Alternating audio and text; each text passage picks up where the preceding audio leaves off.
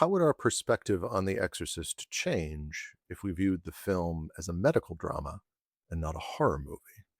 One of the films that I have a particular fascination with is The Exorcist.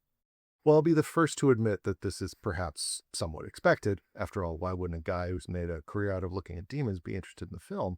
And there's much more to this film than simply the surface level element of it's about demons. One of the deeper elements of this film that I think deserves attention is the way in which Friedkin's creation seems less of a horror movie at times and more of a medical drama. This is an argument that I made more extensively in Demons in the USA, so if you're interested in the nitty-gritty, I would recommend heading over to chapter 2 of that book. To understand the relationship between medical dramas and The Exorcist, we need to note three things. First, medical dramas often play on our interest in mysteries by focusing on the diagnostic process. Through a series of diagnoses that turn out to be misdiagnoses as other symptoms occur, we are led through a kind of medical mystery as we join the healthcare professionals in the show in their search for answers. Second, we have a tendency to accept the ideas about health presented in medical dramas as if it were truthful information. As scholars such as Joy Fuqua, Joseph Turo, and several others have pointed out, our consumption of media can influence our choice of drugs, our faith in doctors and certain medical procedures, and even lead us to self-diagnose according to presented symptoms. The third is that these effects are not triggered by a sticker on the side of our DVDs or a warning on a streaming service that identifies something as a medical drama. Instead, we are responding to common patterns and conventions that are familiar to us, presentations of information that we've seen before. Thus, when I see a common pattern of diagnosis and misdiagnosis that presents an opportunity for me to assess a possible health malady, it probably doesn't actually matter that I'm watching a horror movie and not Grey's Anatomy. With that in mind, let's take in a bit of The Exorcist. This film contains the pattern of diagnosis and misdiagnosis previously discussed. That is, Reagan begins the film with some unknown malady for which we are obliquely told the doctors have prescribed something. After she urinates at a family party and her bed shakes violently, she's brought in to get further tests. The doctors claim that something is wrong with the temporal lobe of her brain. Eventually, her symptoms worsen, which precipitate new tests and new diagnoses.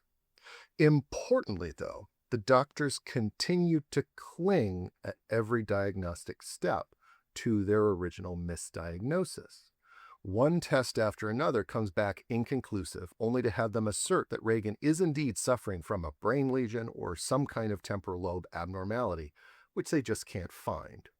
Moreover, they insist upon painful tests to seek confirmation of their diagnosis, a fact which paints them as both incompetent and somewhat sadistic.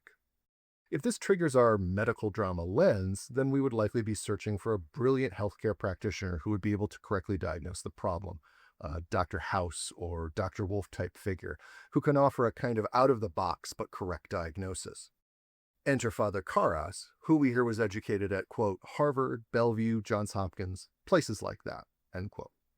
If you're familiar with the film, and maybe even if you're not, you know what happens next. Though reticent at first, Father Karras gradually comes around to this idea that an exorcism might help Reagan, and his participation in said exorcism provokes the most clearly supernatural occurrences of the film and eventual belief in the demonic. So what might we expect as an outcome if people unconsciously treated this as a medical drama? Well, presumably, we'd expect people to self-diagnose as possessed, which would cause them to seek assistance from either a healthcare professional or a practitioner of pastoral care. We might expect to see evidence of this in two ways.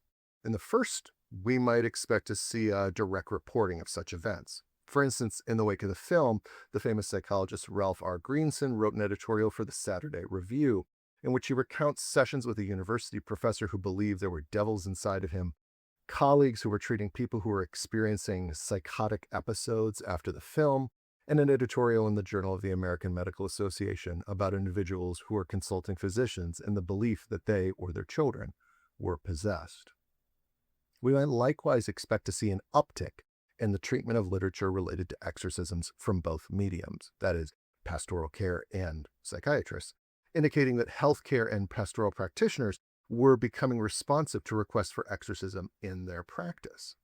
This does appear to be the case, as journals went from approximately 0 submissions regarding the efficacy of exorcism to just shy of 100 published articles that I've found so far after the film was made. We'll look into what those authors say about the practice in another video.